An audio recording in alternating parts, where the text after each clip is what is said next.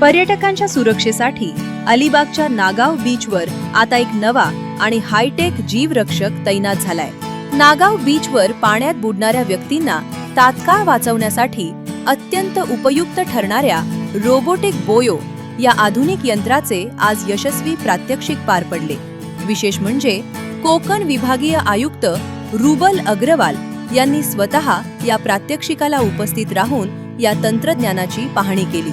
यंत्राची कार्यपद्धती पाहून रोबोटिक बोयो खऱ्या अर्थाने जीवनरक्षक ठरत आहे अशी उत्स्फूर्त आणि कौतुकास्पद प्रतिक्रिया त्यांनी यावेळी दिली। यावेळी जिल्हाधिकारी किशन जावळे, मुख्य कार्यकारी अधिकारी नेहा भोसले, नागावच्या सरपंच हर्षदा मयेकर, माजी सरपंच नंदकुमार मयेकर यांच्यासह अनेक वरिष्ठ अधिकारी आणि स्थानिक लोकप्रतिनिधी उपस्थित होते।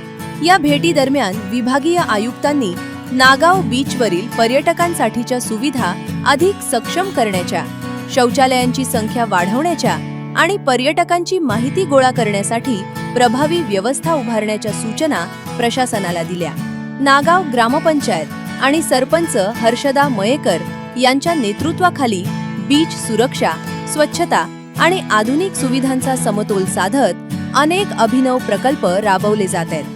रोबोटिक बोयो सारख्या अत्याधुनिक तंत्रज्ञानाचा वापर हा नागावच्या पर्यटन विकासातील एक महत्त्वाचा टप्पा असून नागाव बीच भविष्यात राज्यातील सर्वात सुरक्षित आणि आकर्षक पर्यटन स्थळ बनेल असा विश्वास सरपंच हर्षदा मयेकर यांनी व्यक्त केलाय।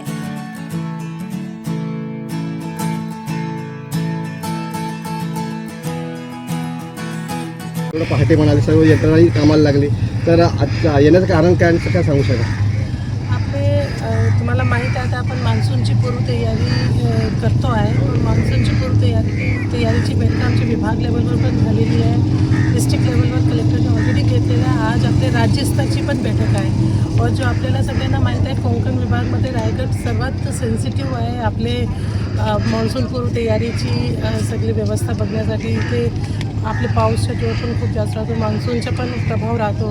या बघताना आज जो आमची स्टेट लेवलची बैठक आहे त्याच्यासाठी मी रायगडला आले होते और त्याच दरम्यान मला काल आपले जिल्हाधिकारी और CEO यांनी सांगितले की नागाव येथे आपण असं रोबोटिक बोया ठेवलेला आहे, त्याचा उपयोग मागील 2-3 दुर्घटनामध्ये झालेला आहे और आपण जो इथे टुरिस्ट येतात त्यांना वाचवलेलं पण आहे।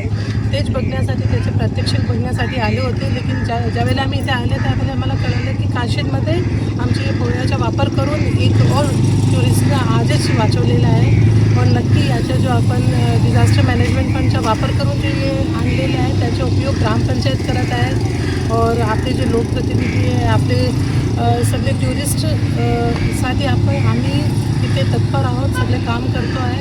लेकिन आपल्या मार्फत मी सगळ्यांना सांगू इच्छित आहे की मान्सूनसाठी और आम्ही यंत्रणा तर सज्ज आहे, लेकिन टुरिस्ट और आपले जो सिटीजन्स आहे त्यांनी पण काळजी घ्यायला पाहिजे। धन्यवाद।